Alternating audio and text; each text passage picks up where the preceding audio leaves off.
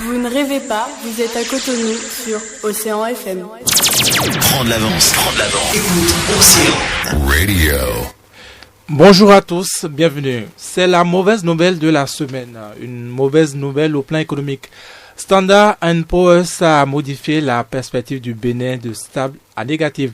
L'agence de notation a fait savoir le 10 décembre dernier que ces mauvaises prévisions sont dues, entre autres, aux difficultés à mettre en œuvre les réformes clés dans les domaines de la fiscalité, de l'environnement des affaires et de la gouvernance dans les secteurs phares de l'économie tels que le coton et l'activité portuaire. L'année 2013 ne s'annonce guère reluisante pour le Bénin, du moins si rien n'est fait dans l'immédiat pour redresser la pente, à en croire ces perspectives de Standard & Poor's. Pour analyser la situation, nous recevons aujourd'hui un consultant juridique et financier, Noureddine Saka Saleh, il s'appelle. Avec lui, nous ferons le tour d'horizon d'autres sujets de l'actualité sociopolitique. Vous aussi, vous pouvez participer à cette émission en nous appelant d'un instant à l'autre au 21 33 84 19 ou le 96 53 22 80 ou encore nous joindre via notre page Facebook Carte sur table sur OCFM, carte au pluriel. Bonjour, bienvenue à vous, monsieur Noureddine Saka Saleh. C'est moi qui vous remercie, c'est moi qui suis honoré d'être avec vous aujourd'hui et de parler à vos auditeurs. Merci. Comment avez-vous accueilli la lame de l'agence de notation Standard & Poor's? Alors, ces annotations qui sont faites par des agences de notation ne sont souvent pas positivement accueillies quand c'est dans le sens d'une dégradation de la signature de crédit de ces pays. Quoique nous ne devrions pas être très surpris par la dégradation de la note béninoise, je vais quand même atténuer le drame en disant que le fait que nous ne soyons pas très actifs sur le marché financier classique, c'est-à-dire le marché boursier, réduit tout au moins l'impact de cette dégradation de la note béninoise quant aux perspectives économiques. C'est dire donc que le fait que nous soyons passés à une notation négative ne met pas en danger l'économie du pays si les décisions idoines sont prises et si le tir est corrigé et rectifié de manière à ce que nous ne soyons pas de plus en plus dégradés et que notre signature de crédit soit de plus en plus médiocre. Il n'y a pas de pire à craindre non plus. Non. Eh bien, que représente cette agence de notation? Qui sont-ils, Standard & Poor's? Alors, aussi curieux que ça puisse paraître, en fait, ce sont des sociétés classiques, ce sont des sociétés dont le but est d'apporter de l'information financière aux institutions et aux investisseurs institutionnels. Donc, en fait, leur produit, c'est-à-dire l'information financière est destinée en général à des entreprises ou à des États qui souhaitent investir dans des domaines donnés. Donc, investissement faisant allusion, en fait, à la recherche de profit. De ces entreprises-là, il y en a trois majeures. Il y a Standard & Poor's, il y a Fitch and Moody's. Donc, ces trois, ce sont les leaders en matière de notation d'entreprise et souvent leur couperet est très suivi parce que ce sont des informations sans cesse actualisées et qui sont faites sur la base concertée d'informations internes de ces pays et d'informations collectées sur auprès d'entités publiques comme la Banque mondiale, la Société financière internationale et autres. On a une autre qui est un peu moins connue, qui est la COFAS, qui est exclusivement française. C'est une, on va appeler ça une société en fait d'analyse risque. Donc en fait, ce sont des sociétés comme je l'avais dit. Et comment se font leurs appréciations de l'information financière des pays? D'abord, au tout début, à leur création dans les années 30-40, ce sont les investisseurs, c'est-à-dire ceux qui voulaient aller sur certains marchés, qui payaient ces agences d'annotation pour qu'elles fassent des analyses financières et qu'elles donnent leur avis sur le risque pays, par exemple, quand il s'agit d'un pays, ou sur le risque que représente une entreprise dans le sens d'un investissement. Donc c'est plus les entreprises dont les informations financières sont accessibles au grand public, c'est-à-dire les sociétés cotées qui sont donc en bourse, ou les États dont les informations sur la politique budgétaire et monétaire sont accessibles au grand public. Maintenant, la crédibilité des informations ou le soupçon de subjectivité, puisque des fois c'est les entreprises qui souhaitent investir dans d'autres, ou les banques ou les institutions qui finançaient ces études. Le risque de subjectivité a amené ces agences de notation-là à revoir leur mode d'intervention. Donc, elles sont passées maintenant au stade où c'est le pays qui souhaite, ou l'entreprise qui souhaite donner son état de santé financière qui commandite, qui demande un audit, en fait, pas un audit, une évaluation de ses capacités. Et ça a dû être le cas du Bénin alors? Je ne sais pas si ça a été le cas du Bénin, mais il y a aussi la possibilité qu'elle le fasse. La première possibilité dont je parlais, c'est les annotations sollicitées. En jargon financier, ça s'appelle les annotations sollicitées. Le pays où l'entreprise fait la requête auprès de S&P ou Moody's ou Fitch, et sur la base d'informations qui seront collectées en interne par ces agences de notation, elles émettent un avis sur la crédibilité financière de l'entreprise. Il y a aussi maintenant le travail que ces entreprises-là, elles-mêmes, elles font au jour le jour, ces agences de notation, et qui sort du cadre de la notation sollicitée. Alors là, pour avoir accès à ces données financières, elles vont le collecter sur la place publique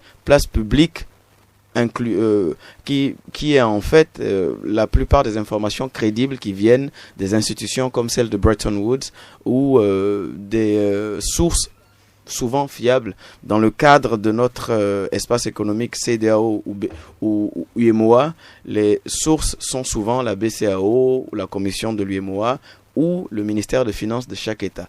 Donc, il faut dire que ces entreprises ne font leur évaluation que sur la base des informations qui sont données par les États ou des informations qui ont été décrétées comme étant fiables. Maintenant, avant de les publier, et la publication se fait souvent par voie de communiqué de presse, avant de les publier, il y a des entretiens qui sont faits avec les officiels de ces pays-là en question quand il s'agit de personnes publiques. Donc, c'est dire que les informations que nous avons, la dégradation de la note béninoise n'est pas venue comme une surprise pour les Béninois. Pour les officiels béninois plutôt, parce qu'il y a eu quand même des pourparlers qui ont eu lieu entre les officiels béninois et ces agences de notation. C'est donc dire qu'elles ne se mettent pas d'un côté pour sortir de leur chapeau une annotation sans en avoir discuté au préalable. Donc ça peut surprendre dans le sens où on peut dire qu'elles ne sont pas localisées au Bénin, ne sont pas basées au Bénin, mais elles ont leur relais. COFAS par exemple, son relais au Bénin c'était la BOA. D'une certaine façon. Donc, il y a quand même des raisons de considérer qu'il n'y a pas que du folklore dans ces pas forcément des gens qui ne connaissent pas le terme. Voilà, il ne faut surtout pas les taxer de gens qui ne connaissent pas. Ils savent ce que c'est leur métier. Ce sont des analystes financiers qui sont là pour ça. Et les analyses sont souvent faites de commun accord et en concert avec les autorités des pays ou des entreprises concernées. Mais justement, l'actualité nous donne à observer parfois ces appréciations, ces avis sont parfois discutés. La crédibilité n'est pas toujours de mise. Alors, la crédibilité n'est pas toujours de mise parce qu'on part du fait que ce sont des entreprises privées. Entreprises privées impliquent recherche de profit. Donc, on peut être amené à se dire que pour une raison ou pour une autre, pour un intérêt ou pour un autre, les entreprises peuvent être dégradées, surtout celles qui sont sur le marché boursier. Il y a des risques, par exemple, quand il y a une possibilité d'OPA d'une entreprise sur une autre, on peut dégrader, on peut s'entendre avec, mais je pense qu'ils sont à un niveau de crédibilité. S'ils n'avaient pas de crédibilité, ils ne continueraient pas à être aujourd'hui les leaders en matière d'annotation et leurs décisions, leurs communiqués de presse et leurs évaluations, elles n'auraient pas ces impacts-là sur l'opinion publique. Noureddine Saka Saleh, revenons au contexte du Bénin. Que représente cette notation pour le Bénin? Quels pourraient du moins être les impacts sur le pays?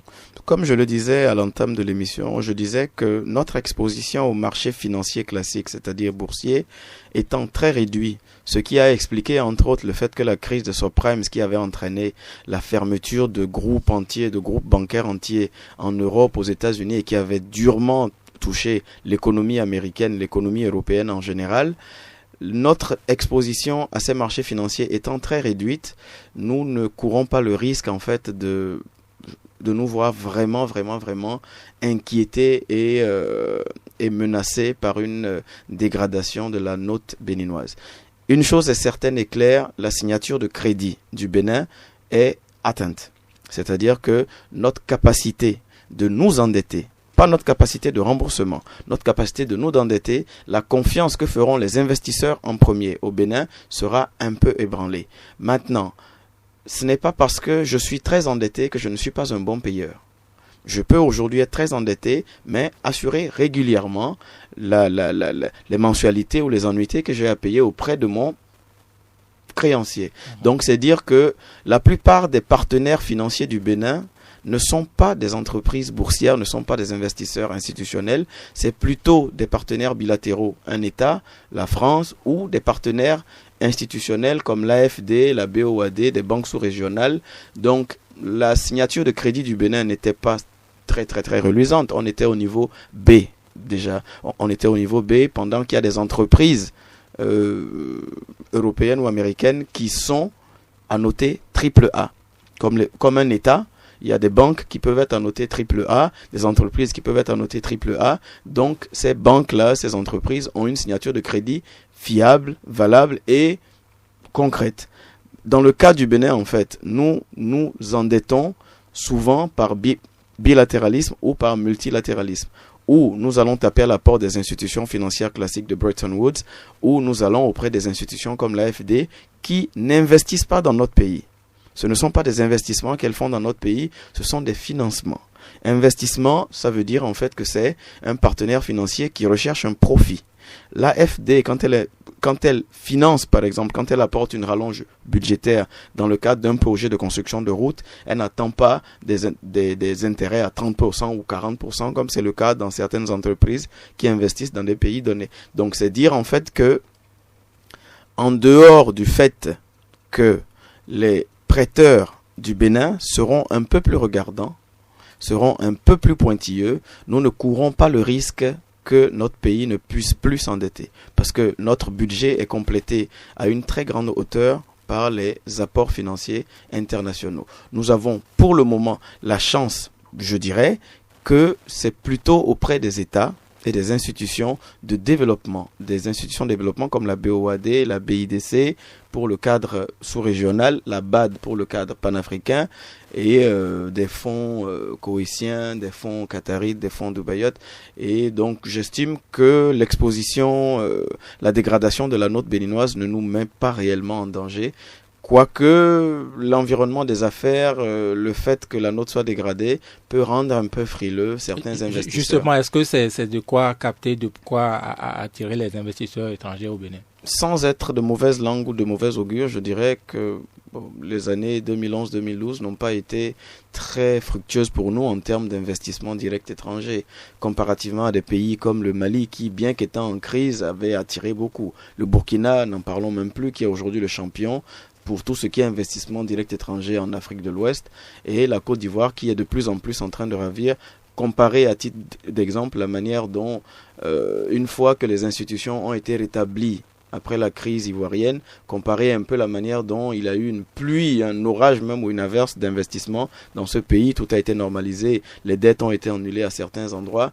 Toutes ces nouvelles-là qui sont positives et qui peuvent impulser vraiment une économie de développement, je pense qu'ici au Bénin, on n'a pas eu de gros investissements. Je prends par exemple l'usine de tomates de Komassé qui devait être financée par des investissements directs étrangers, ce qui n'a pas été le cas, c'est toujours sur investissement du budget public, du PIP. Je pense aussi à l'ADA où il devrait y avoir normalement une usine de traitement d'ananas, voilà, exclusivement. Et je parle sous le contrôle des autorités de l'État. Je ne suis pas dans les couloirs du pouvoir pour savoir ce qu'il en est, mais les investissements qui étaient attendus n'ont pas été trouvés et du coup, ça a été fait par le budget public.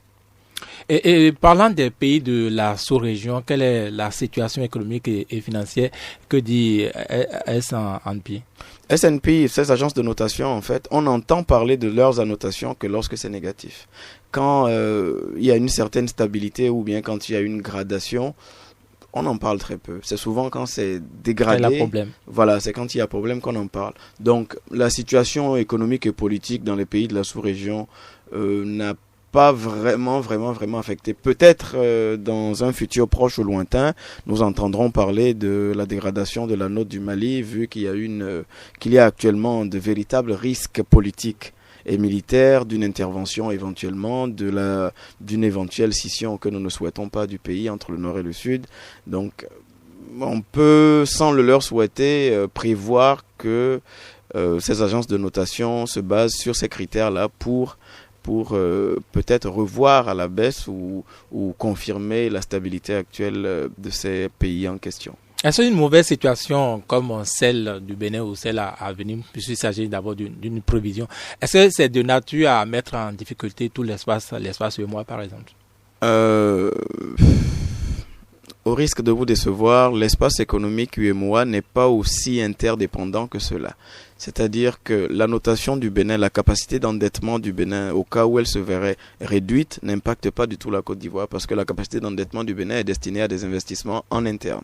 Donc s'il n'y a pas d'investisseurs, Bénin d'une part. Voilà, destination Bénin. Donc s'il n'y a pas d'investisseurs qui viennent au Bénin, c'est en griffe le problème des Béninois. Les Ivoiriens ne vont pas s'en émouvoir. À la limite, c'est les autres alors qui vont capter ces investissements. Je dirais oui, ça va plutôt aller dans ce sens-là parce que si je suis un investisseur aujourd'hui et qu'on me dit que dans tel pays, la situation est en train de se dégrader économiquement et qui dit dégradation de la situation économique dit mesures budgétaires et fiscales subséquentes. Parce que si aujourd'hui ça ne va pas et qu'on n'a pas la possibilité de trouver des compléments de fonds ou bien des possibilités de s'endetter ou de capter des investissements étrangers, la décision sera prise par les autorités d'influer sur les taux d'imposition ou sur les taux des impôts indirects comme la TVA et autres, la taxe sur les produits pétroliers. Donc, puisqu'il faut bien que l'État se finance d'une certaine façon, si les vannes de l'extérieur nous sont progressivement fermées, d'une certaine façon, nous serons obligés d'agir sur le budget, c'est-à-dire mesures fiscales, mesures taxées et tout ça. Donc, un investisseur qui a un taux d'imposition d'entreprise à 25% en Côte d'Ivoire et de 30% au Bénin, je pense que le choix est vite fait. Je suis chef d'entreprise aussi. Bien que je n'ai pas d'activité de production ou autre, je ne fais que dans les services de la prestation intellectuelle. Si j'ai la possibilité de payer des impôts à 25% en Côte d'Ivoire et 30% au Bénin ou 33%, je pense que je vais plutôt aller me dorer la pilule en Côte d'Ivoire à côté de Grand Bassam. Mais ces appréciations de Standard & Poor's reprendre assez méprendre à ces observations, ces appréciations en temps de doing business chaque année. Oui, doing business, c'est un peu la source de doing business, c'est la Banque mondiale. Donc, le doing business, c'est un peu la référence en termes, puisque c'est une ramification de la grosse institution qu'est la Banque mondiale. Donc, la Banque mondiale étant présente dans tous les pays du monde. Plus pour les pays sous-développés, certes, plus pour les pays en développement, je dirais plutôt. Et ce que dit doing business n'est pas sorti du chapeau non plus. C'est sur la base d'informations financières fiables, sur la base d'études et d'analyses prises de concert avec les États, avec les pays en question. Donc le doing business, à la différence des annotations de S&P, le doing business ne concerne que les États. Et aujourd'hui, si S&P en vient à dégrader la note du Bénin, et qu'on voit une similitude, une ressemblance, une gémellité avec les évaluations faites par le Doing Business, je pense que ça vient un peu confirmer ce qui a été dit par le Doing Business un peu plus tôt. Et Noureddine Saka Saleh, comment expliquer que le Bénin soit aussi mal en point économiquement au moment où il est dirigé pour la première fois, on va dire par ce panel de financiers de la BCEAO, Boniaï en tête, Marcel de Souza par exemple, le Premier ministre Koukbaki ou le ministre des Finances. Comment expliquer ce contraste?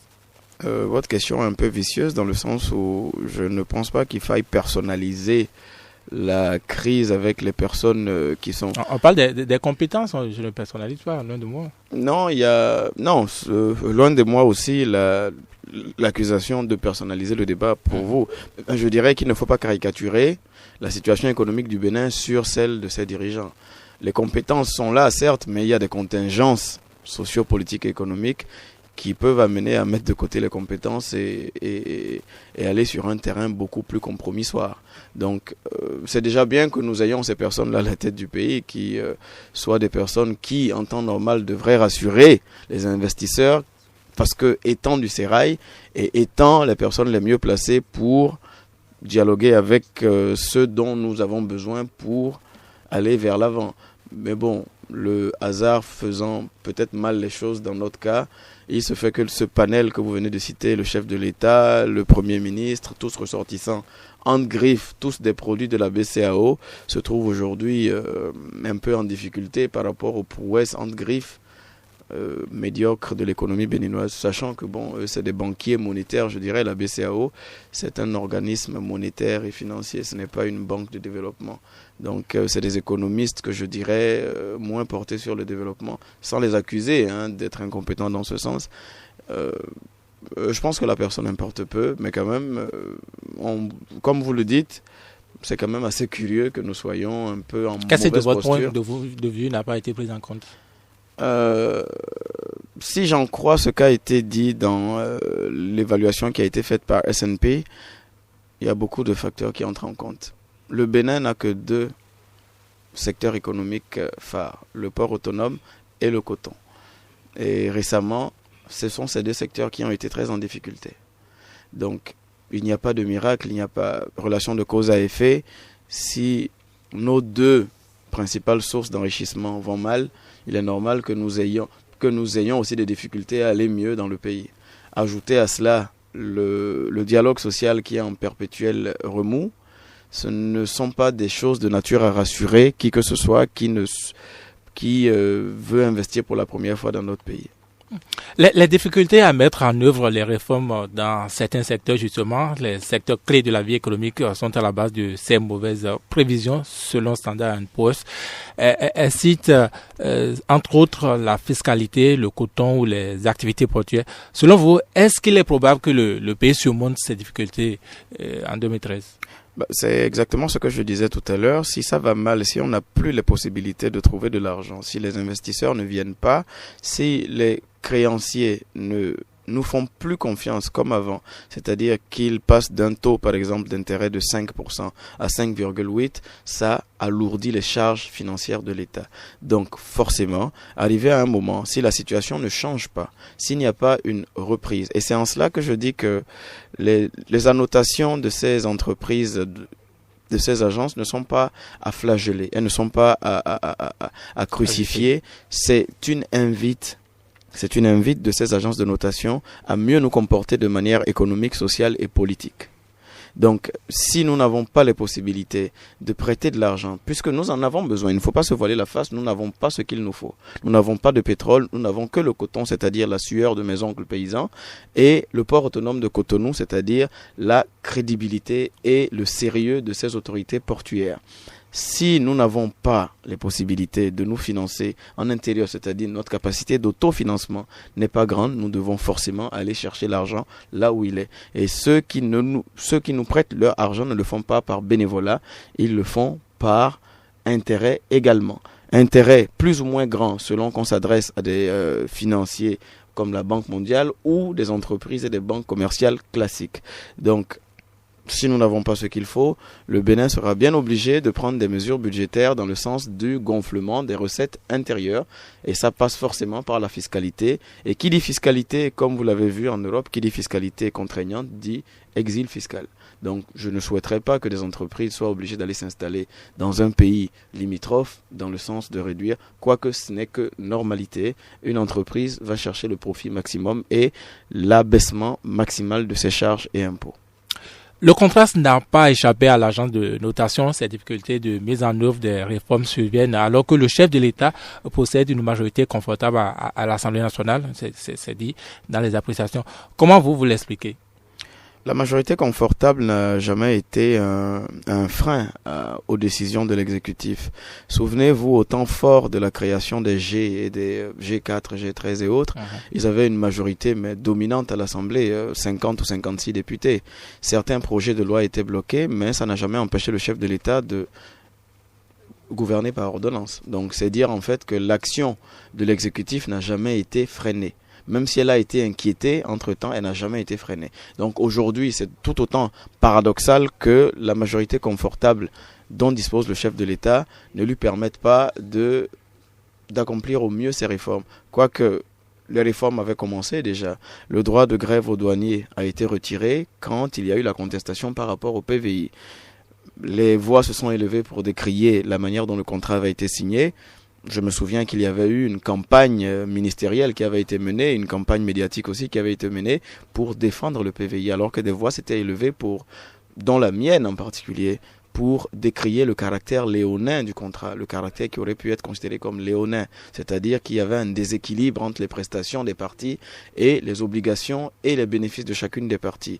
Mais par contre, contre toute attente, le gouvernement avait décidé d'appliquer cette réforme en sacrifiant en griffe le droit de grève des douaniers. Il s'est fait qu'aujourd'hui, il y a un dédit monstrueux. Donc, aujourd'hui, ce ne sont pas des décisions qui sont de nature à rassurer un investisseur. On dit oui aujourd'hui, on fonce et on recule par après en disant « Ah oui, on s'était trompé ». Ce n'est pas très sérieux à mon sens qu'un État dise je ne savais pas ce qu'il y avait dans un contrat quand je l'ai signé ». Tout cet imbroglio juridique, tout cet imbroglio dans la décision n'est pas de nature à rassurer les investisseurs. Donc si aujourd'hui nous nous trouvons dans une situation de détresse financière et économique et qui amène à ce qu'on nous dégrade nos notes, je pense que c'est quand même la résultante de toute, c'est la constance et la résultante de toutes ces actions cumulatives dans le temps. Alors la grande question va se poser, est-ce qu'il y a moyen de s'en sortir? Est-ce qu'il y a moyen d'émerger? Alors quelles pourraient être les solutions selon vous? On est déjà par terre. Si quelqu'un vient vers nous, ce ne serait que pour nous aider. Donc la situation dans laquelle on est, au lieu de la prendre pour la fatalité, nous devons travailler à ce qu'elle s'améliore. Si je m'en réfère de manière stupide à ce qui a été dit, parce que dans le diagnostic qui a été fait par S&P, c'est qu'il nous montre en même temps dans quel sens il faut aller pour que ça s'améliore. Si on vous dit aujourd'hui vous êtes malade parce que vous ne mangez pas, c'est une invite à mieux manger. Si on vous dit aujourd'hui vous êtes malade parce que vous trimballez nu chaque soir alors qu'il fait froid, c'est qu'il faut vous habiller avant de sortir. Donc aujourd'hui, on nous dit que les difficultés au niveau du dialogue social plombent le climat des affaires, il faut y remédier. Il y a beaucoup trop de grèves au Bénin pour des questions de primes, pour des questions d'intérêts financiers et autres. Je pense que les promesses doivent être tenues. Si on s'engage à satisfaire les enseignants, j'ai très mal des fois quand je vois les enseignants aller en grève, parce que je me dis qu'aujourd'hui, ce que je suis, je le dois aux enseignants. Je suis en train de vous parler aujourd'hui, je ne suis pas une autorité béninoise, je ne suis absolument rien. Si je suis en train de vous parler aujourd'hui, c'est sur la base de mes compétences que vous avez reconnues à travers mes différents écrits, mes modestes compétences, je dirais. Et cela, je le dois à mes enseignants. J'ai fait mes études à Cotonou, j'ai fait mes études à Parakou, je suis né à Parakou, j'ai fait des écoles de base. Donc, c'est la résultante de tout cela qui a amené qu'on m'accepte dans la meilleure université de droit de France. Et aujourd'hui, je me dis, quand les enseignants sont obligés d'aller réclamer certaines choses, que des fois ils se fassent tabasser et autres, je me dis, ce n'est pas très valorisant pour nos enseignants. Il faut trouver des solutions dans ce sens-là pour arrêter l'hémorragie au niveau des mouvements sociaux. Quand la justice grève dans un pays, ce n'est pas bon signe.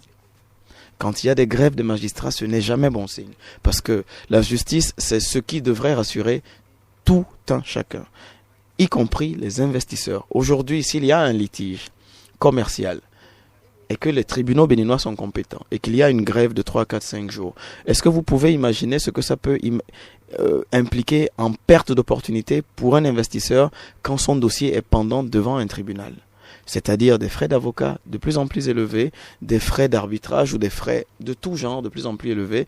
Quand on ne facilite pas la vie à des investisseurs, ils ne viennent pas s'installer dans notre pays. Donc je pense qu'il faut prendre pas à pas et solution par solution les problèmes qui ont été diagnostiqués par S&P et pas que par S&P, parce que Doing Business avait déjà tiré la sonnette d'alarme dans ce sens. Donc ce ne peut être que des politiques monétaires, politiques budgétaires, une gouvernance économique, parce que quand on entend que des proches du chef de l'État qui sont à la tête de sociétés d'État comme le port sont impliqués dans des histoires de corruption, sont impliqués, quand on entend que l'appareil politique, l'intelligentsia politico-économique du pays est impliqué dans des affaires particulières qui ne sont pas très flatteuses pour notre pays, ça ébranle un peu la confiance des investisseurs, ça ébranle y compris la confiance des investisseurs, mais aussi celle des citoyens que nous sommes. Parce que chaque citoyen, tous les jours que Dieu fait, quand vous vous levez, Monsieur Aouansé, quand vous quittez Porto Novo, quand vous venez chez vous à Océan FM, vous achetez du carburant.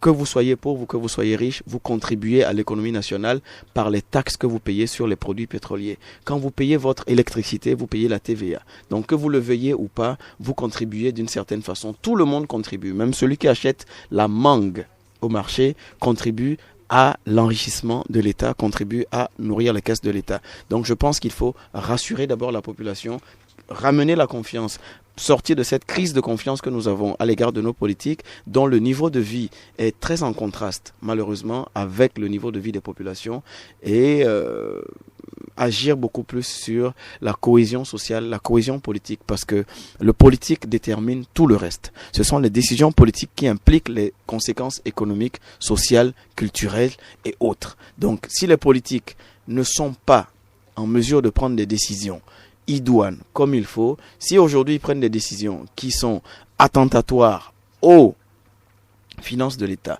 s'ils prennent des décisions qui sont nuisibles aux finances de l'État, ça se fera ressentir forcément sur le panier de la ménagère, ça se fera ressentir sur le niveau de vie des Béninois.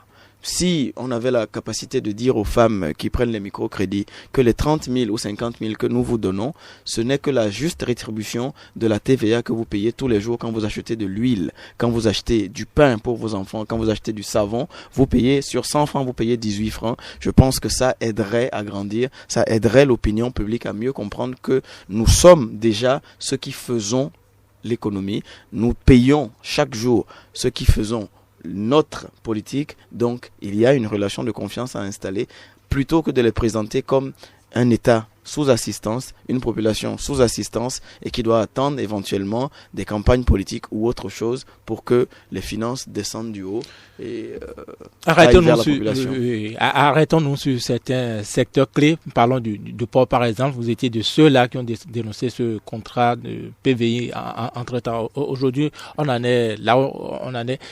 Qu'est-ce que vous préconisez, par exemple, pour que ça reparte vraiment? Le PVI, ce n'est pas une originalité ou une nouveauté béninoise. Ça a été expérimenté dans plusieurs pays. Seulement que dans ces pays, le PVI a été confié à non pas à des entreprises privées exclusivement. Ça a été fait au mieux par des partenariats publics et privés, ou tout au moins on le confie à des institutions publiques. Alors, ce que j'avais dénoncé, moi, personnellement, dans le PVI, ce ne sont pas les critères de mise en œuvre du PVI. C'était plutôt le déséquilibre entre les prestations des parties. C'est-à-dire que quand je m'engage, par exemple, à vous payer une certaine somme pour une certaine prestation, c'est que j'attends que la prestation soit effectuée et qu'elle soit équilibrée, c'est-à-dire proportionnelle à ce que je vous paye. Il n'y a pas de raison que je continue à vous payer alors que je ne suis pas satisfait ou que je ne suis pas dans mes bons droits dans le sens de ce que je vous ai confié. Alors, j'avais dénoncé la durée excessivement longue du contrat, ce qui a été par la suite confirmé, 16 ans pour un contrat dans ce sens, confié à un privé. Pour une première expérience, c'était un peu tiré par les cheveux. Voilà, c'était un peu trop. Pour une expérience que nous n'avions jamais faite au Bénin, 16 ans, c'était long. Les prestations, les clauses financières, les clauses de recours à l'arbitrage et autres, qui ont entraîné des problèmes, notamment dans la qualification juridique du contrat. Parce qu'il a fallu que les clauses transfèrent la compétence en matière juridictionnelle à une cour d'arbitrage et qui échappe aux juridictions béninoises pour qu'on considère que le contrat était privé. Le PVI devrait être un contrat administratif.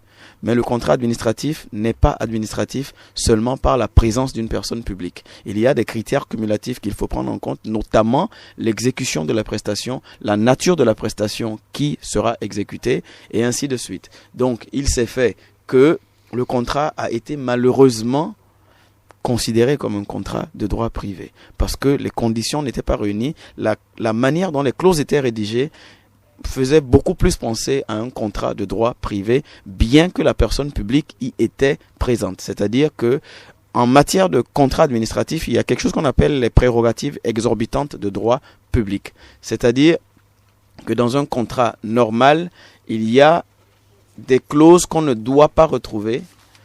Dans un contrat de droit privé, il y a des clauses qu'on ne retrouve pas. Et la personne publique doit être objectivement et manifestement mise en position de supériorité c'est-à-dire pouvoir résilier le contrat à tout moment au nom de l'intérêt général sur la base de critères bien précis quand il y a un soupçon de déséquilibre. Est-ce que vous pensez que ça a pu être fait exprès?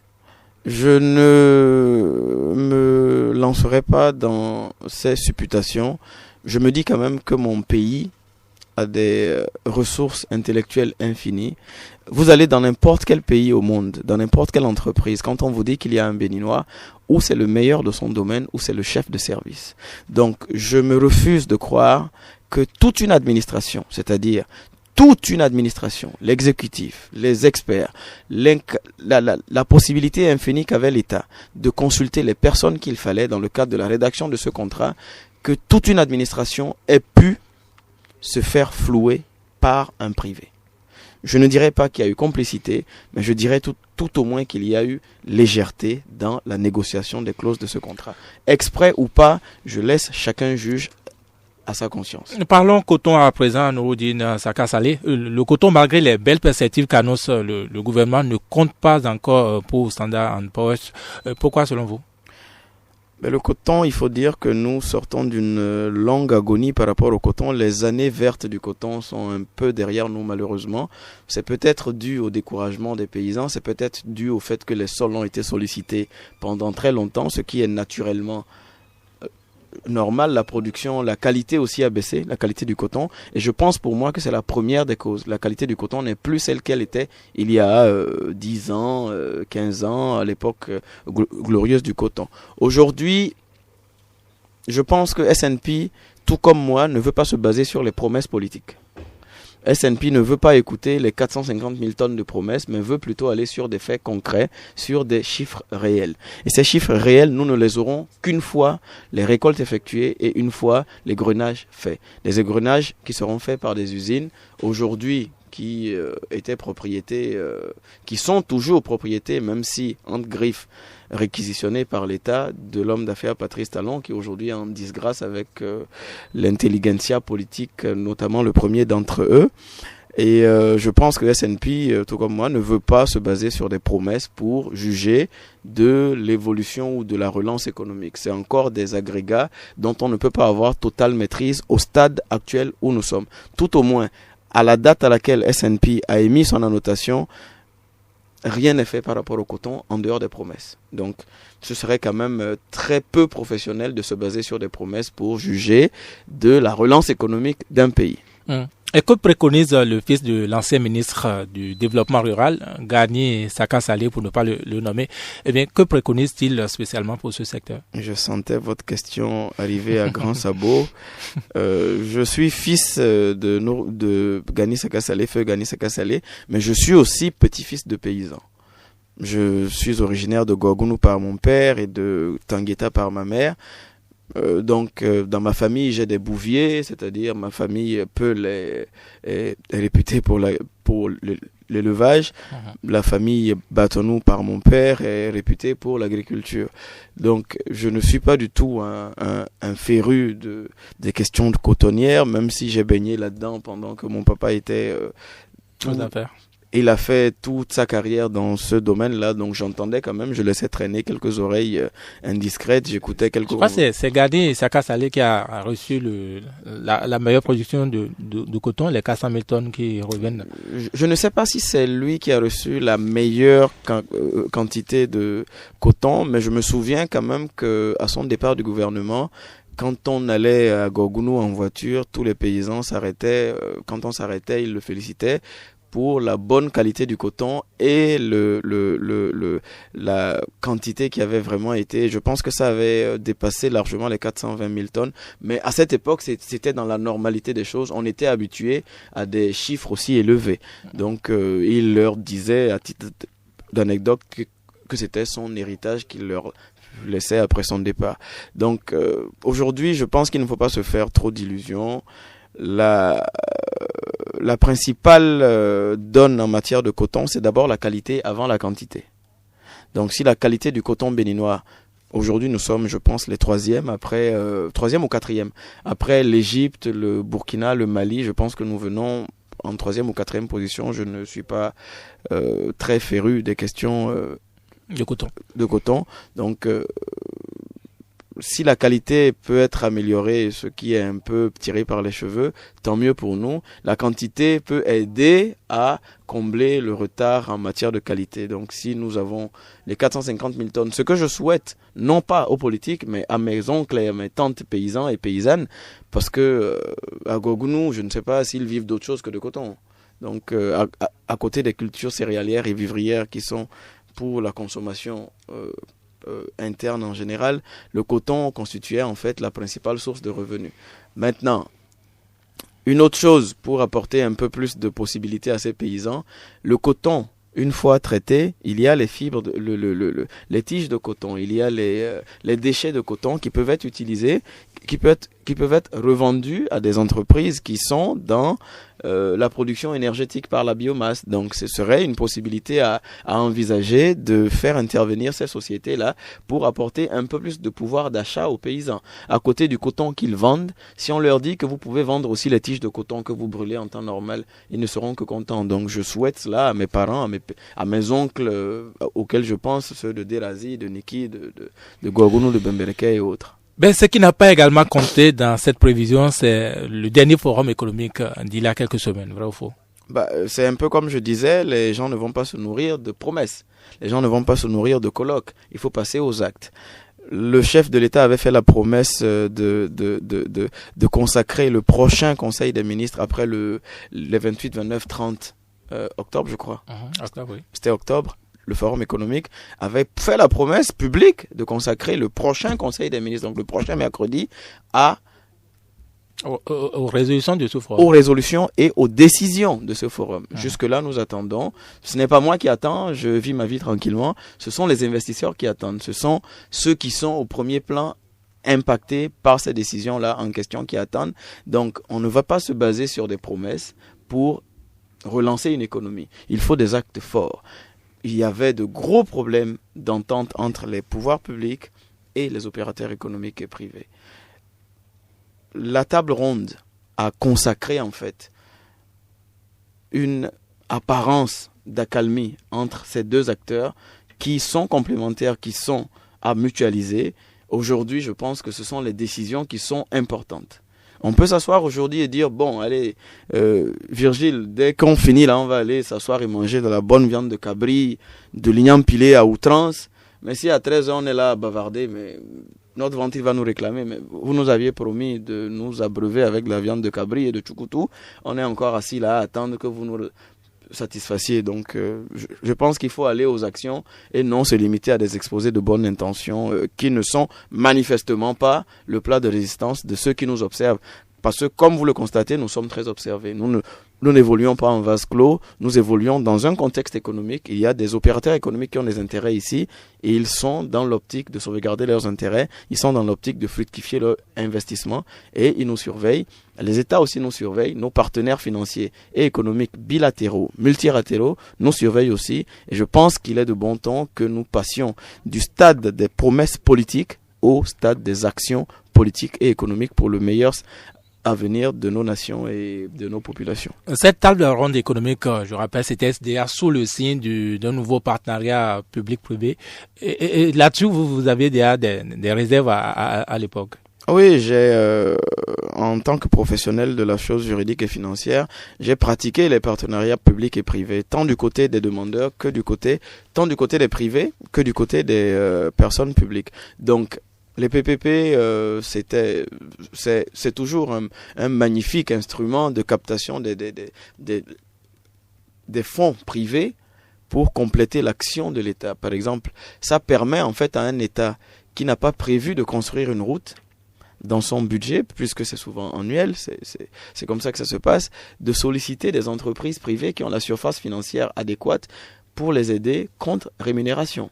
Comme ça a été le cas du PVI. Le PVI, c'était un PPP. Les constructions de routes, en général, c'est fait par des PPP.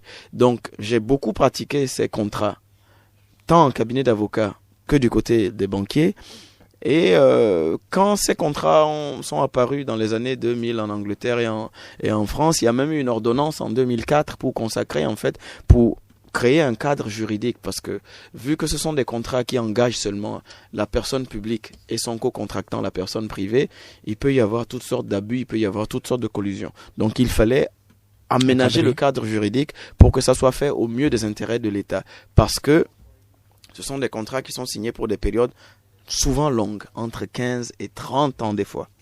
Ça peut aller jusqu'à 70 ans au maximum, mais c'est très long. Donc, ce sont des entreprises privées. Qui dit entreprise privée dit bénéfice, retour sur investissement.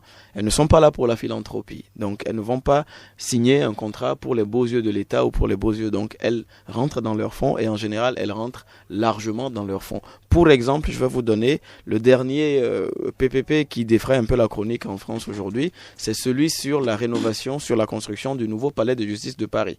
Donc, pour un coût estimé de 570 millions d'euros environ, c'est-à-dire si l'État français devait le financer sur fonds propres, sur le budget du ministère de la Justice, ça aurait fait dans les 570 millions les travaux.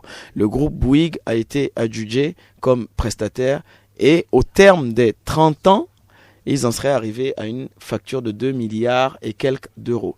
Vous imaginez un peu le gap qu'il y a.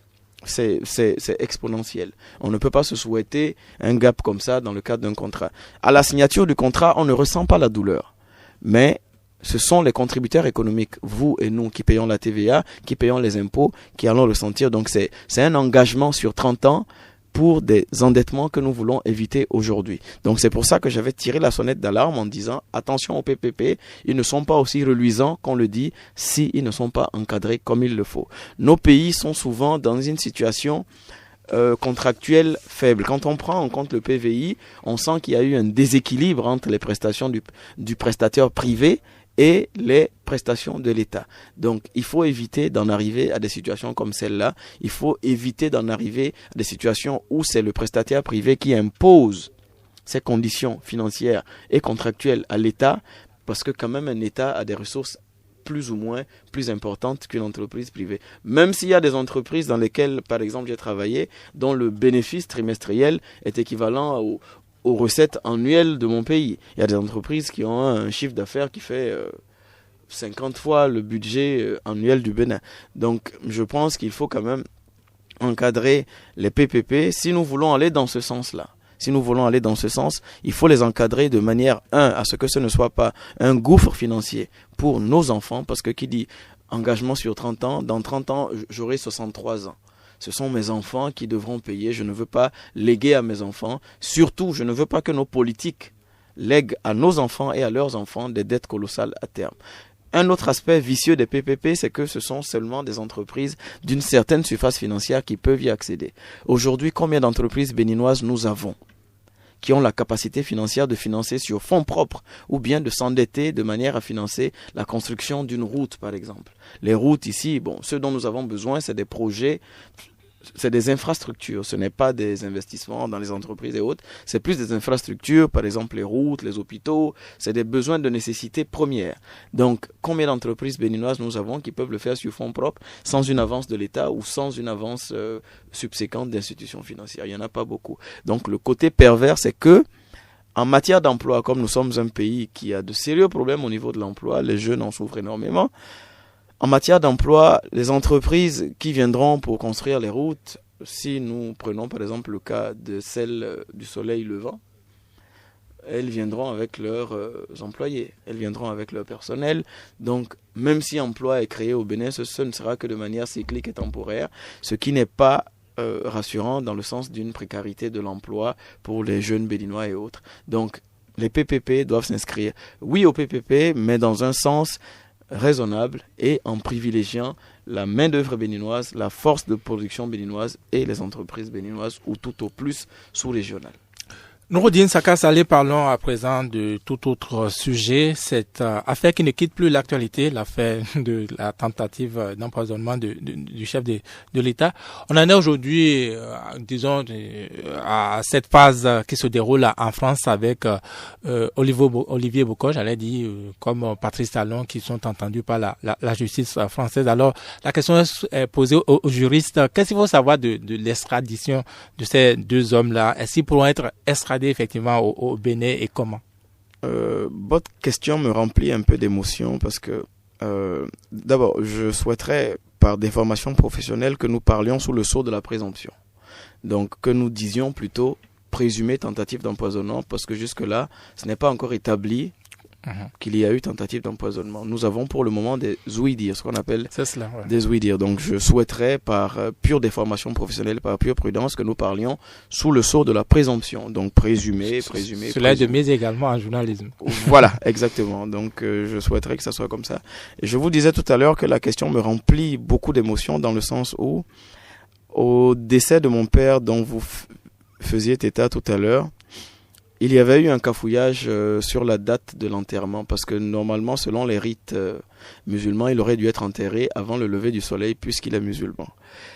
Vu qu'il avait été une personnalité politique, plusieurs fois député, conseiller du président Amoussou au ministère du Plan et ministre du Développement rural, le chef de l'État de l'époque, M. Mathieu Kérékou, avait voulu qu'il y ait des funérailles dignes du nom, où ses amis, quand même, ses amis politiques et autres, seraient présents. Donc personne ne savait exactement à quelle date l'enterrement aurait lieu.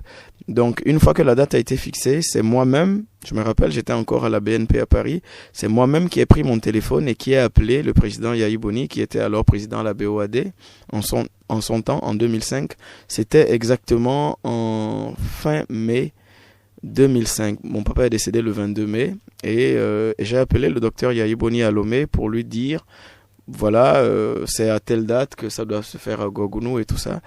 Et en bon père de famille, il avait eu les mots qu'il fallait pour apaiser mon cœur d'orphelin meurtri à ce moment. Donc c'était le dernier contact téléphonique que j'avais eu avec lui.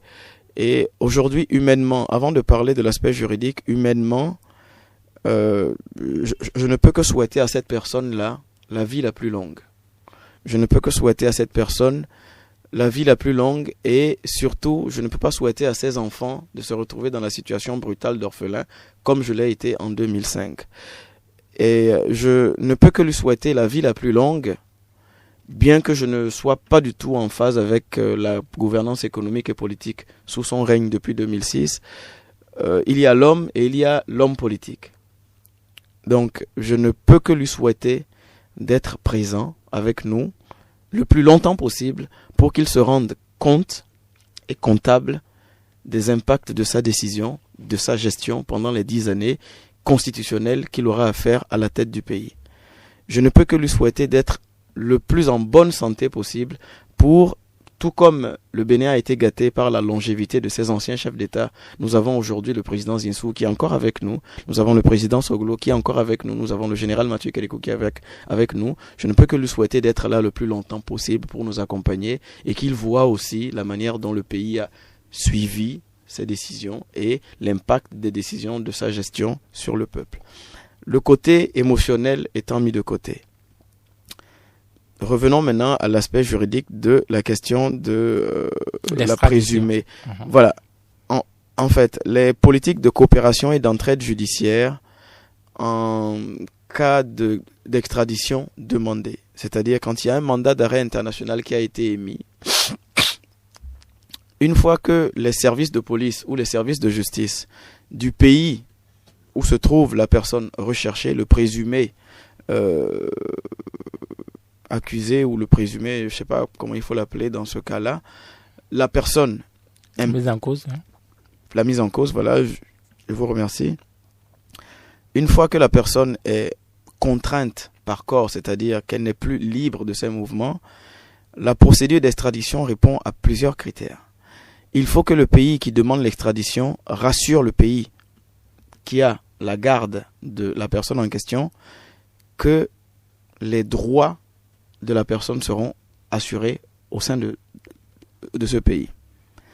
Il faut que la preuve soit apportée de l'implication de la personne ou de la réelle mise en cause de la personne par rapport à ce qui lui est reproché. Donc, en termes clairs, il faut aujourd'hui que le Bénin prouve, je ne dis pas de manière orale, que le Bénin prouve par des faits et par des actes juridiques, c'est-à-dire des textes de loi, des pratiques, que la justice béninoise sera la plus équitable, la plus indépendante et la plus impartiale pour connaître de l'affaire au fond. 1. Il faut que l'État béninois rassure la France que les droits de la défense seront respectés. 2. Il faut que l'État béninois apporte en tout début la preuve que M. Patrice Talon est celui qui a commandité la présumée tentative d'empoisonnement. C'est un fait juridique, la preuve peut être apportée par tout moyen, c'est-à-dire toutes les possibilités. Seulement que dans le cas dans lequel nous sommes aujourd'hui, nous sommes en face de ce qu'on appelle en droit des ouï-dire. Une procédure sérieuse ne peut pas être lancée sur la base de ouï-dire. En termes clairs, des ouï-dire, c'est ce qu'on appelle en jargon des racontards. Mais il a des preuves qui ont été exhibées. Des preuves. Et c'est là que, pour moi, la justice béninoise peut être un peu ébranlée. Des éléments qui sont normalement sous scellés ne peuvent être manipulés devant les médias. Des éléments de preuve qui sont normalement sous scellés judiciaires ne peuvent et ne doivent pas être manipulés devant les médias hors du cadre judiciaire. C'est-à-dire que ce que nous avons vu à la télé, des produits qui ont été exhibés, ne devraient pas l'être. Tous les avocats, tous mes confrères juristes savent que les procès au pénal ne sont jamais gagnés sur le fond. C'est toujours sur des questions de procédure.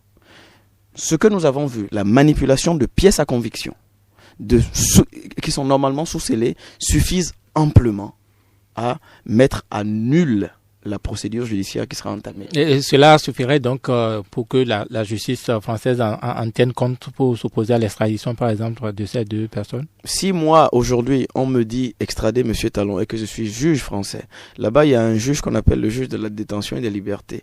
Si aujourd'hui, M. Talon est sous mandat de dépôt, ce qui n'est pas le cas aujourd'hui, et qu'il est sous contrôle judiciaire, c'est-à-dire qu'ils ont restreint sa capacité de mouvement, il a rendu son passeport, on peut même présumer aujourd'hui que M. Talon est sous la garde de la justice française. Sous la garde, ça implique en fait que sa sécurité soit assurée. Si aujourd'hui M. Patrice Talon estime que sa sécurité est menacée, il peut requérir de la justice française qu'on le protège 24 heures sur 24. C'est-à-dire qu'on lui mette à disposition le pouvoir public, la force publique pour le protéger. Maintenant, il y a une limitation dans le temps. L'État béninois a une certaine date pour apporter les éléments de preuve pour convaincre la partie française que le monsieur qu'ils ont sous leur garde, le monsieur qui leur a déposé son passeport et sa caution est celui qui a vraiment commandité cette affaire. Donc il y a un risque pour moi que le procès même soit délocalisé en France. Et le procès délocalisé en France, ça veut dire que les personnes impliquées, y compris le chef de l'État, deviennent aux yeux de la loi française de simples justiciables. Donc aucune immunité sur le sol français. C'est le gros risque que je trouve dans ce sens parce que la justice française peut considérer que le fait de présenter des pièces à conviction à la télé ne va pas dans le sens d'une impartialité, d'une indépendance de la justice parce que ceux qui ont manipulé ces preuves devant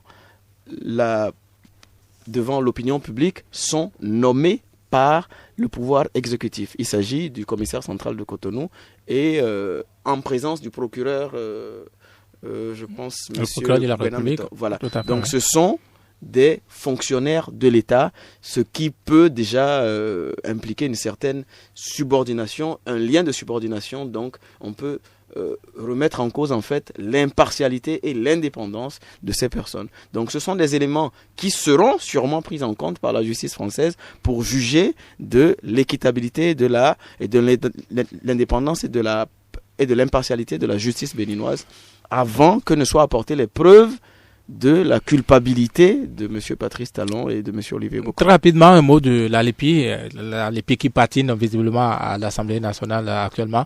On en est à discuter du contrôle donc de l'organe de gestion de cet outil.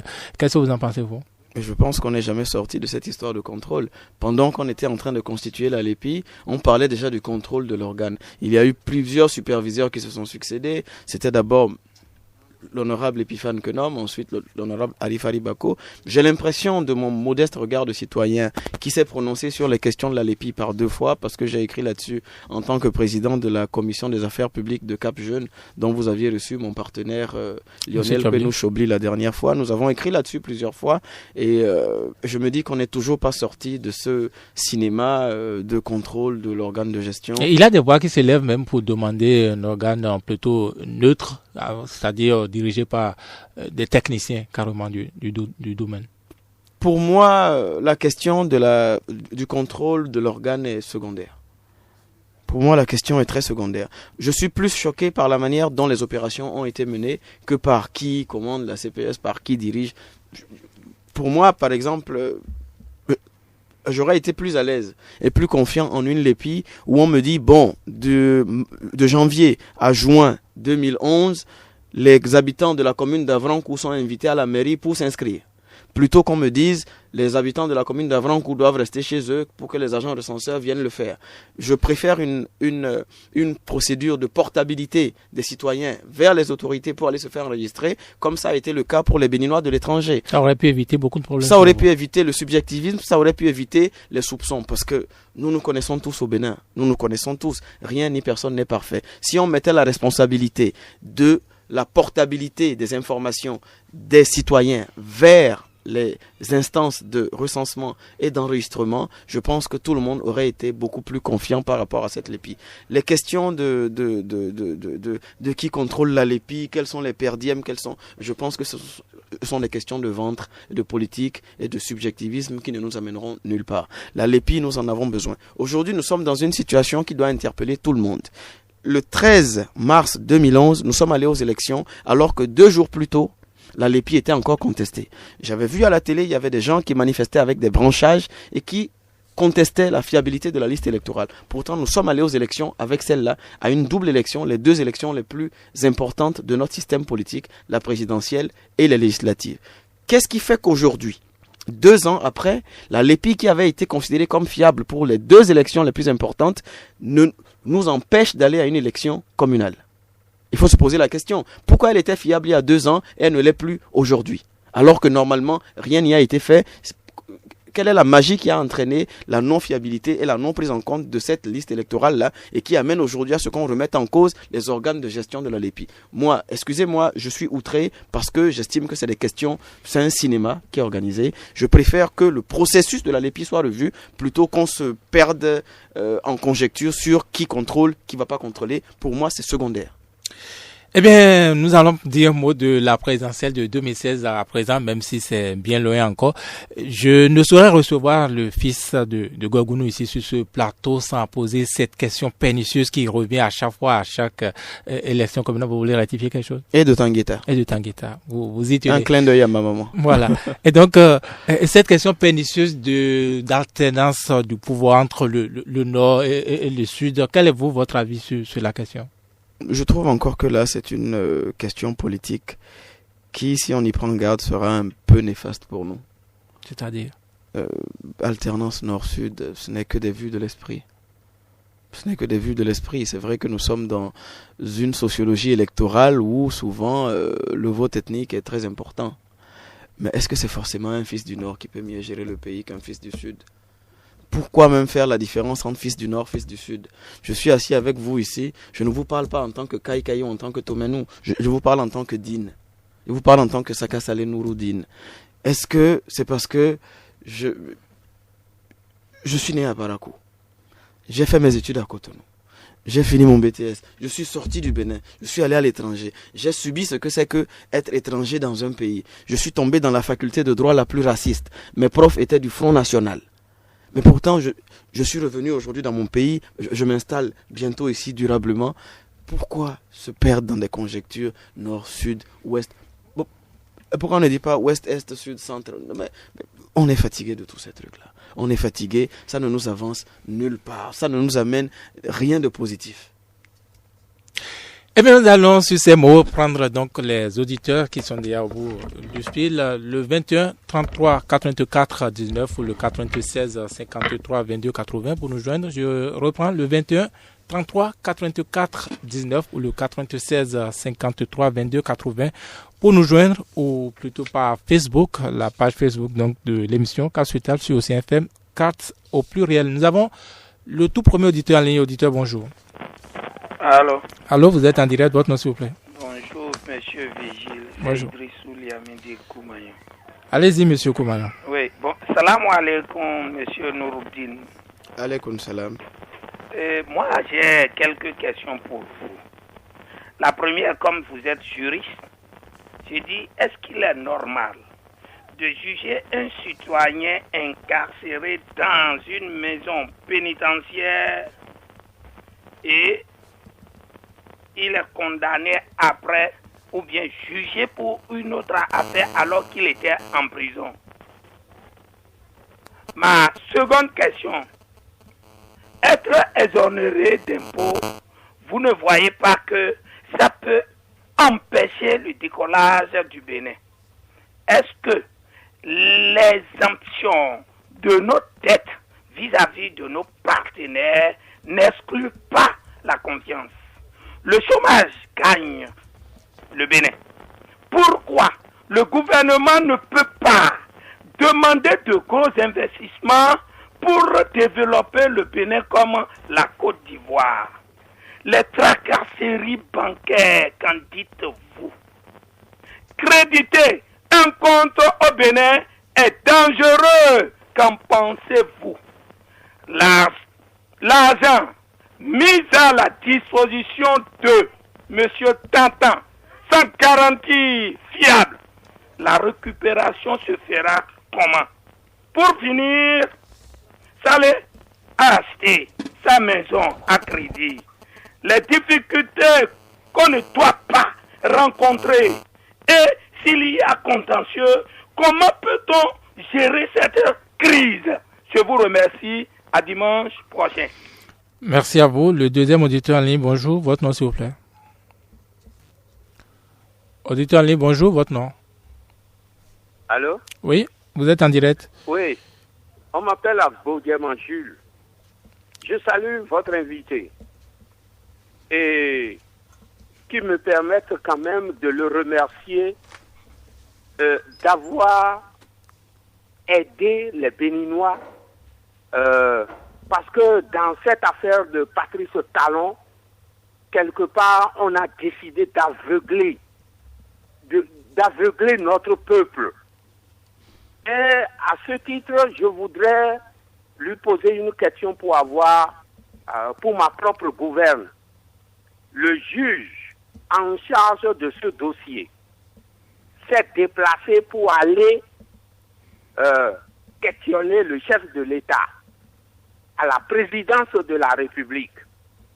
Alors, mon cher ami, je voudrais vous poser la question de savoir, est-ce que, au respect de la Constitution qui coiffe même le chef de l'État, l'institution du président de la République, est-ce que normalement, c'est pas le chef de l'État qui doit aller vers le juge, puisque le juge incarne la force, l'honneur, l'honorabilité que constitue notre Constitution? Je voudrais avoir votre avis dans ce sens.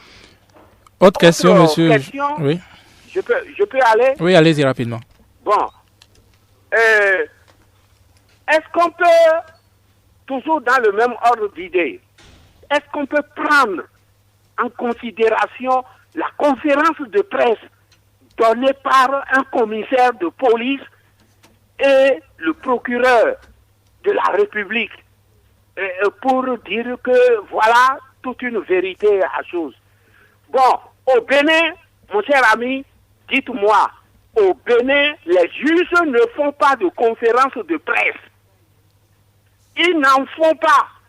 Est-ce que le droit refuse à tout juge de faire conférence de presse? Si je dis ça, je prends par exemple l'affaire de l'assassinat de du président Kourovi, du magistrat Kourovi, dont les Béninois pensaient que cette affaire serait inscrite à l'actuel cours d'assises, mais négatif. Vaudons nous désirer. Les Béninois ne savent pas pourquoi il est en prison depuis.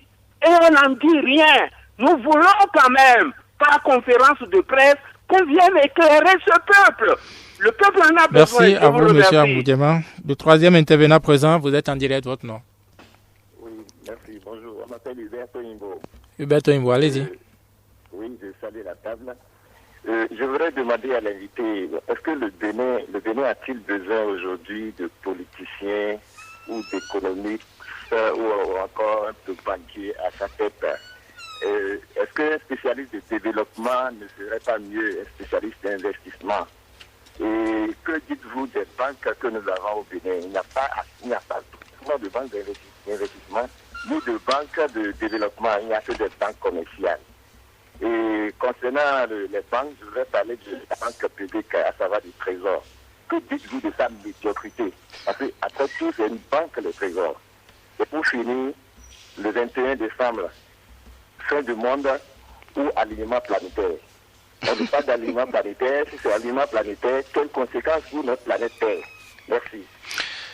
C'est nous qui vous remercions. Le quatrième auditeur à présent. Votre nom, s'il vous plaît. Oui. À français, bonjour. Bonjour. L'autre prénom? Oui, très vous bien. Êtes... Oui. Je salue votre invité que je trouve pertinent. Même, il est là à la hauteur donc du débat. Alors, je voudrais lui poser quelques questions. Affaire de lotissement à Djefa. Vous savez, il y a un chef village. Votre invité est un acteur de droit et de la légalité. C'est pour ça que je voudrais donc lui poser la question. Le chef village de Djefa Gleboun, M. Michel Ouerokou, qui était donc en prison, quoi qu'illégal, il est revenu, le maire Mathias Bédan a pris un acte pas devant lui seul et a mis quelqu'un à la place de Ouerokou. Mais jusque-là, Ouerokou n'a pas repris fonction. Je voudrais que votre invité nous explique les dangers juridiques auxquels sont exposés le maire Bédan en cautionnant cette illégalité. Deuxième point, affaire tentative d'empoisonnement.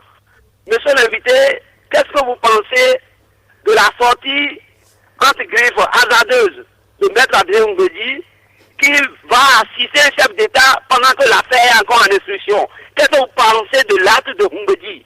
Toujours dans ce carnaval d'idées, nous avons suivi le ministre Degra sur RFI qui déclarait que Talon voulait attaquer l'avion présidentiel avec des drones.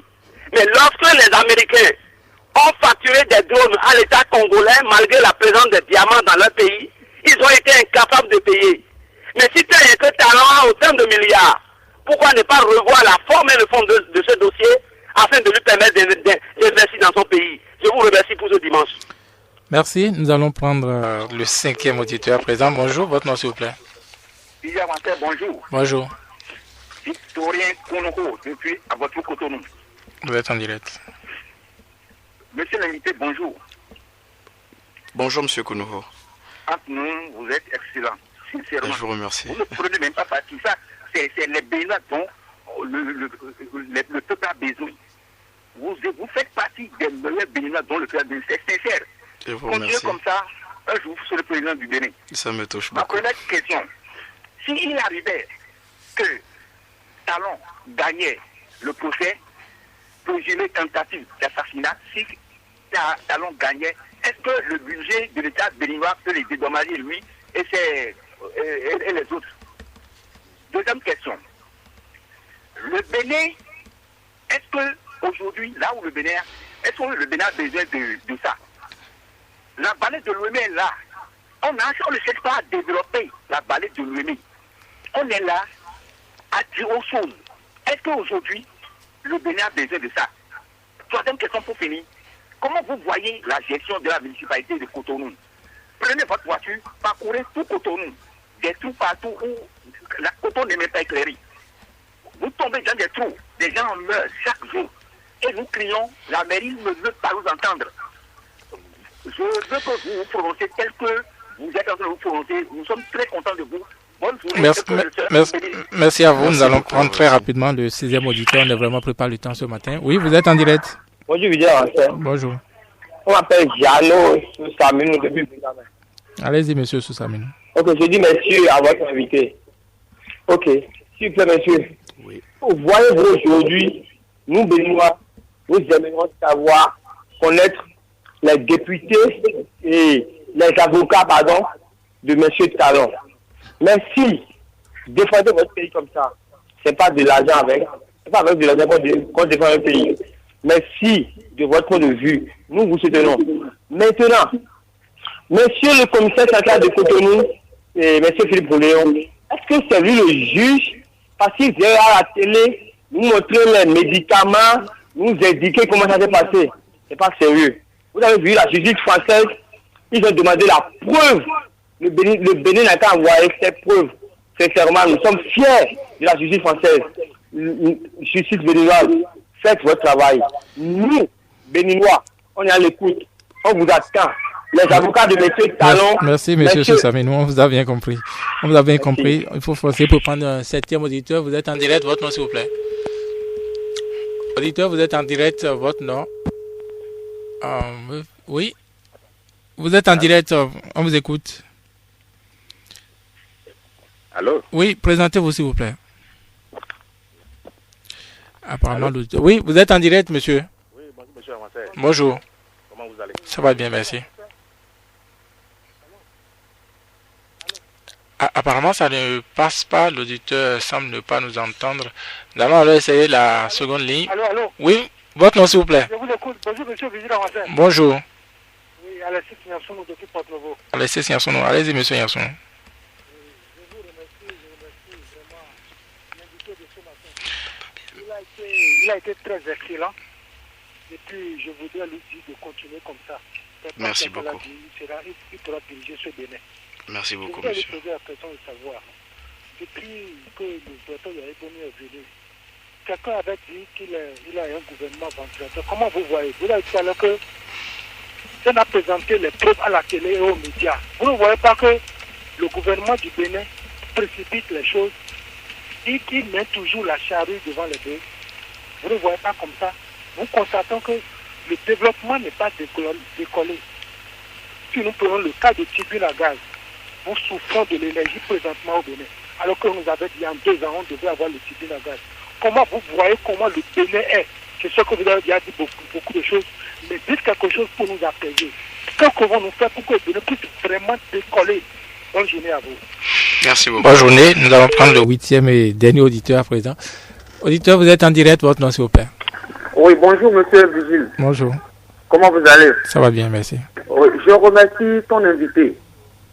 Ce que je voulais demander... Vous ne vous êtes pas encore présenté, monsieur. L'opinion publique soit éclairée. Vous ne vous êtes pas encore présenté. Je leur dis, beaucoup, ils n'ont qu'à nous essayer de nous éclaircir. Moi, on m'appelle Moussa Fatay depuis Racomen, excusez-moi.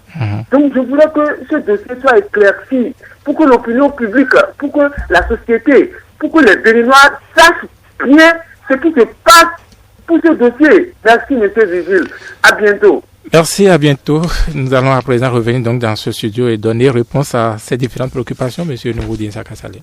Oui, je te remercie, monsieur Virgile Awonsé.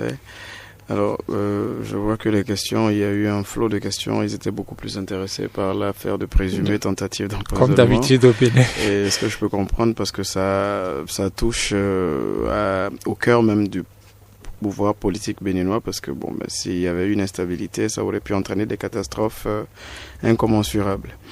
Alors, la première question, c'est celle de monsieur Koumagnon qui demandait si c'était normal de juger un citoyen incarcéré dans une maison pour une autre affaire qu'il y avait déjà amenée, si j'ai bien compris. Alors, je suis au regret de lui annoncer la mauvaise nouvelle que le fait que quelqu'un soit déjà en prison n'empêche pas qu'il soit poursuivi pour d'autres faits. Parce que s'il a été enfermé pour un délit X à un instant donné, le délit Y dont il s'est rendu coupable éventuellement ne doit pas être mis en sourdine, seulement que la procédure béninoise, le droit béninois, le droit interne béninois ne connaît pas le cumul des peines.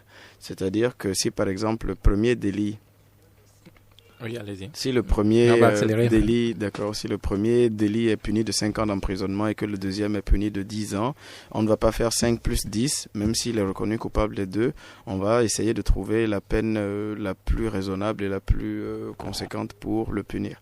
Donc ensuite, les tracasseries bancaires et financières, la fiscalité, je pense que le faible taux de bancarisation de notre pays, c'est-à-dire qu'on tourne autour de 4% environ de bancarisation, c'est-à-dire le nombre de personnes qui font confiance aux institutions bancaires classiques n'est pas très élevé et tout le monde n'a pas la possibilité de détenir un compte bancaire.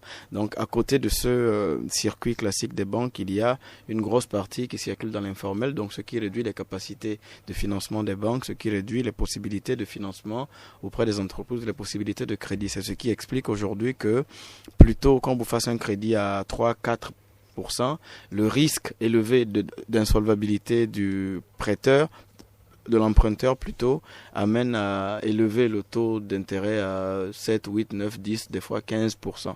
Donc il y a une corrélation entre le taux de bancarisation, le nombre de personnes qui disposent d'un compte bancaire, le nombre d'activités qui sont faites sur la base de comptes bancaires et les capacités de financement de ces banques-là.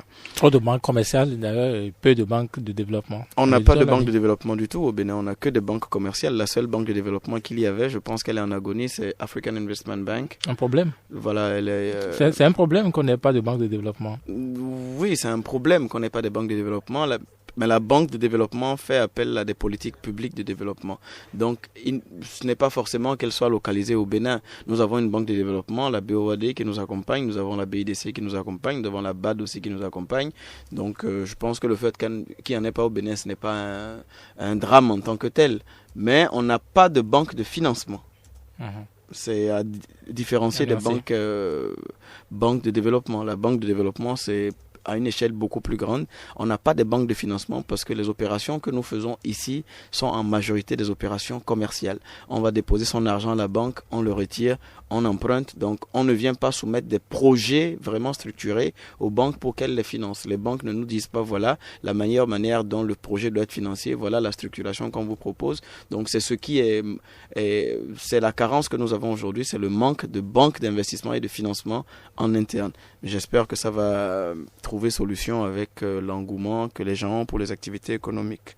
Alors, la question de M. Agbodjeman Jules, qui faisait état du déplacement, c'est-à-dire que le juge s'est porté auprès du chef de l'État.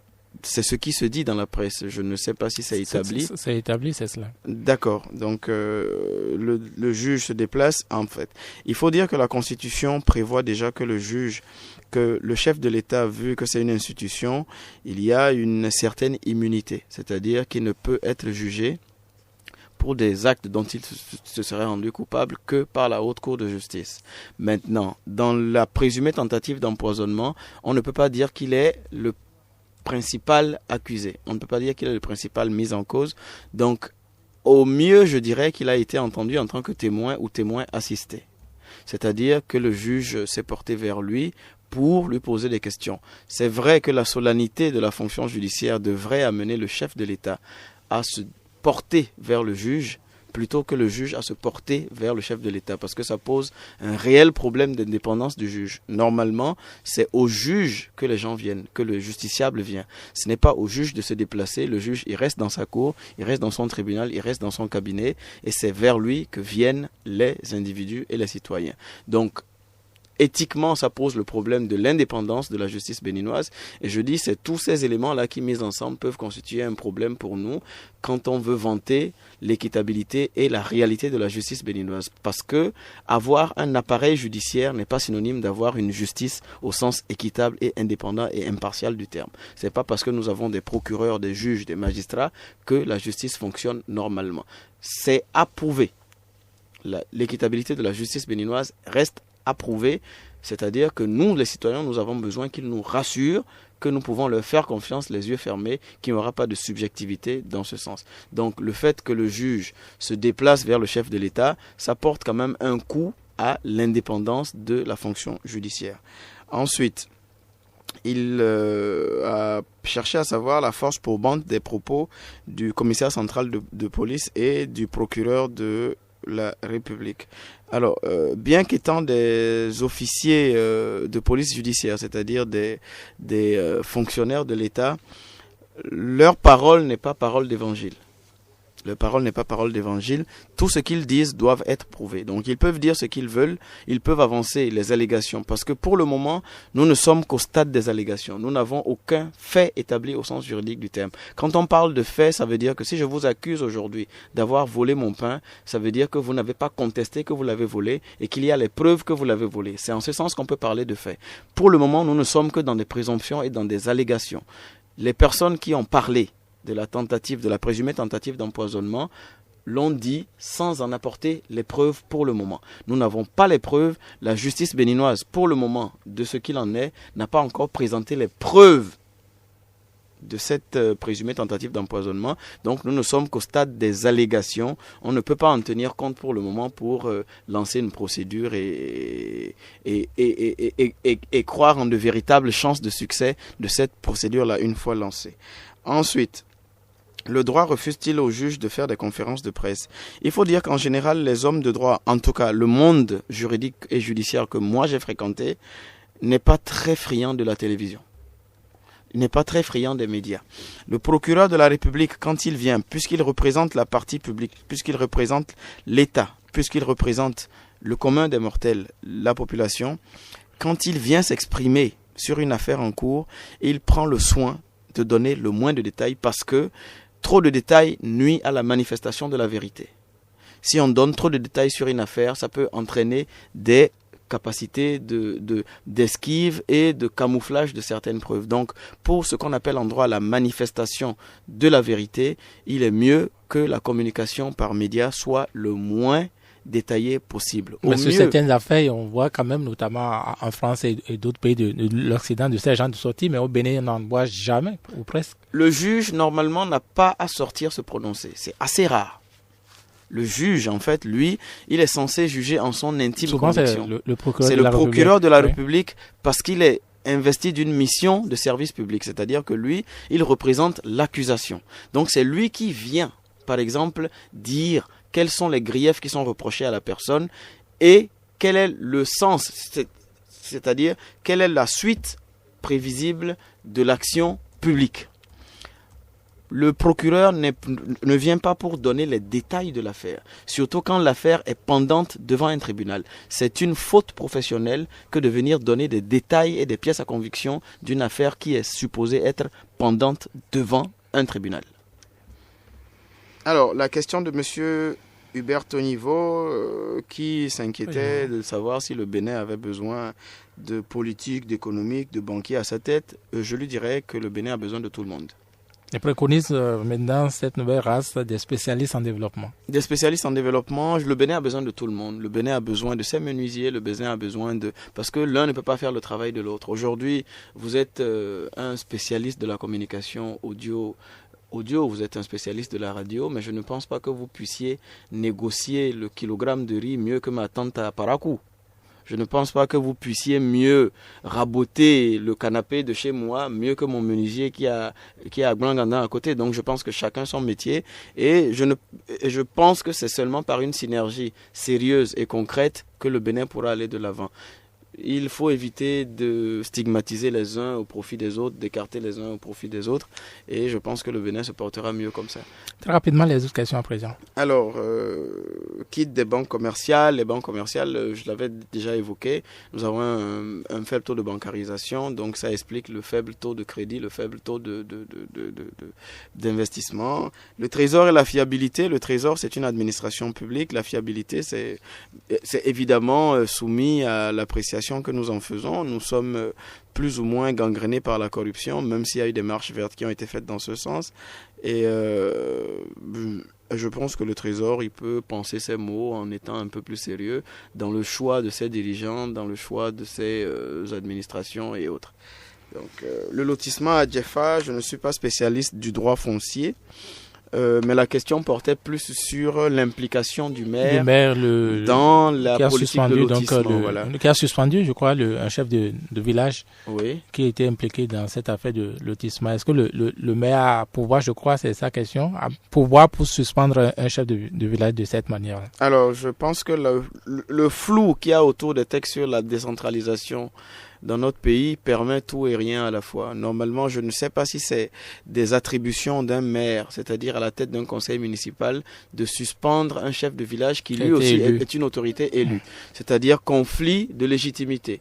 Le maire n'est pas le supérieur hiérarchique. Il est tout au plus une autorité collaborante du chef de village, d'un chef de village. Donc, je pense que la première sanction, si il est révélé qu'il y a eu abus de pouvoir, parce que c'est dans ce sens-là qu'il faut y aller, c'est un abus de pouvoir ou abus d'autorité, la première sanction sera naturellement électorale.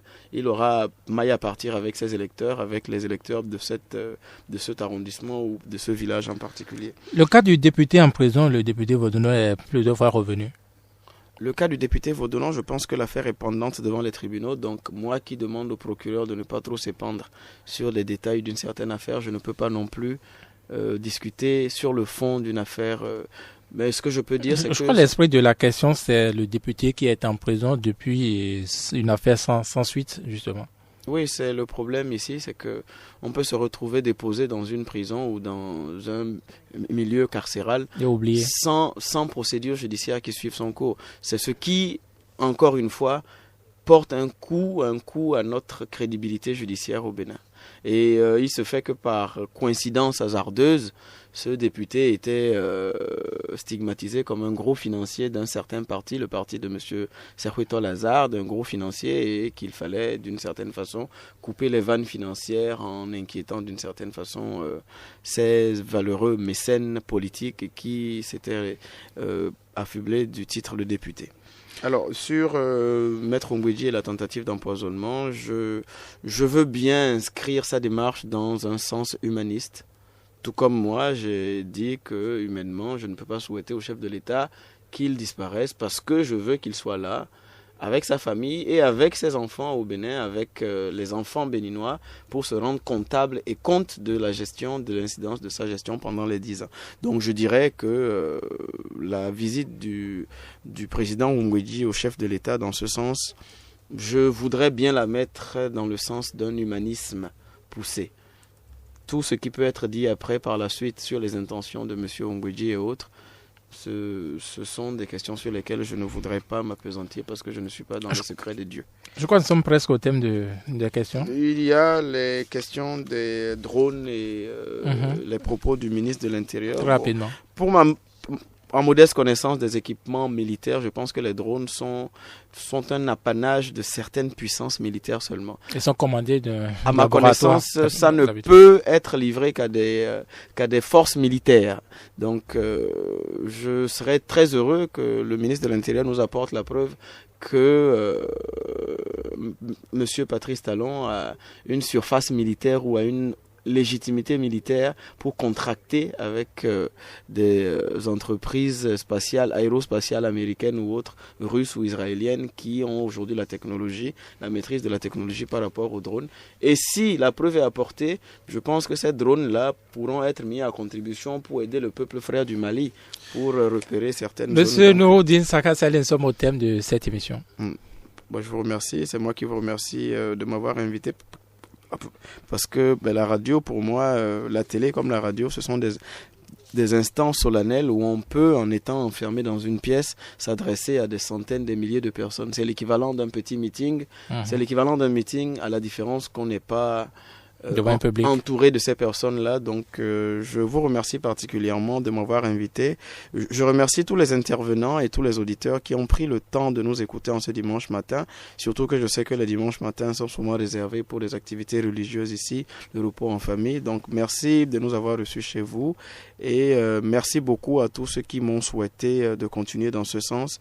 Je ne fais que ça depuis que je suis dans une situation qui me permet de contribuer d'une certaine manière à éclairer mes concitoyens, à aider la classe jeune, parce que j'estime aujourd'hui, malgré mes cheveux blancs que j'ai sur la tête, que je ne suis plus jeune au vrai sens du terme, parce que je suis arrivé à un stade où je m'assume moi-même. Pour moi, un jeune, c'est celui qui a besoin d'une assistance, c'est-à-dire de ses aînés, dans son insertion éducative, dans son orientation éducative, dans son insertion professionnelle. Aujourd'hui, mes années universitaires sont derrière moi, mes années de pratique professionnelle sont derrière moi. Je suis chef d'entreprise aujourd'hui, donc j'estime que je peux tout au moins rendre à mes pareils, aux jeunes béninois, ce que j'ai appris, ce qui a marché pour moi. Les seuls exemples que je peux leur apporter, c'est ce qui a fonctionné pour moi. Dans ce sens, je ne rate aucune occasion de me prononcer sur des sujets d'actualité. Je ne rate aucune occasion de le faire de manière bénévole. Quoique beaucoup de Béninois ne pensent pas que je le fasse de manière bénévole parce que pour eux, c'est forcément commandité. Je ne peux pas prendre de mon temps personnel pour écrire des articles de 5, 6, 7 pages sur des questions techniques dans un but purement bénévole, mais je le fais bénévolement. Je ne rate pas une occasion de venir parler à mes compatriotes. Je l'ai fait avec mon association Cap Jeune dans plusieurs occasions. On est venu parler aux entrepreneurs dans le cadre des rencontres économiques du cinquantenaire sur invitation de la Chambre de commerce. Nous sommes venus de manière bénévole pour parler, pour montrer notre expertise, pour apporter notre savoir-faire aux entreprises béninoises, les inciter dans un certain sens à aller vers tel ou tel montage juridique et financier. Je suis venu parler à mes compatriotes béninois, à mes frères lors du salon de l'emploi qui avait été organisé par Monsieur Dina Deschian. Donc, on a fait des formations gratuites. J'ai pris sur mon temps personnel, sur mes finances personnelles pour le faire. J'estime que c'est dans ce sens aujourd'hui que la jeunesse doit aller. Parce que nous sommes, les gens le rappellent, les politiques le rappellent tout le temps, mais n'en font rien malheureusement. Nous sommes 65% de la population active, de la population mondiale. Par effet de cause à conséquence, là où la majorité va, c'est la direction que prend tout le reste. Donc, je pense qu'il faut aujourd'hui un temps va arriver où la jeunesse ne demandera plus sa place à leurs aînés. Un temps va arriver où la jeunesse va chercher à arracher sa place aux aînés, avec ou sans leur volonté. Parce qu'il y a une chose que ni eux ni nous ne pouvons contrôler, c'est le rouleau compresseur du temps et c'est le renouvellement générationnel. Nous sommes appelés chacun à son niveau à être un leader demain. Je serai peut-être leader syndical comme mon cher aîné Todjinou, mon cher aîné Gaston Azoua. Vous serez peut-être un leader religieux demain, monsieur Arouansé. Un autre sera peut-être un leader économique. Merci à vous, monsieur Nouroudine Saka Saleh. Merci, c'était un plaisir de vous avoir reçu sur cette émission. C'est donc la fin. Merci aux amis auditeurs de nous avoir suivis. Merci à Roch Boutron-Edo, Luc Koubemendo qui était à la technique, Brice Modan à la coordination. On se retrouve dimanche prochain. Merci beaucoup.